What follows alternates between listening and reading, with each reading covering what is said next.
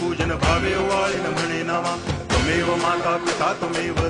बंधुश्च सखा त्वमेव विद्या तरुणं त्वमेव सर्वं मम देव कायेन वाचा मनसेन्द्रियैर्वा बुद्ध्यात्मना वा प्रकृति स्वभावात् करोमि यद्यत् सकलं परस्मै नारायणायति समर्पयामि अच्युतं केशवं रामनारायणं कृष्णदामोदरं वासुदेवं हरि गिरिधरं माधवं गोपिकावल्लभं जानकीनायकं रामचन्द्रं भजे हरे राम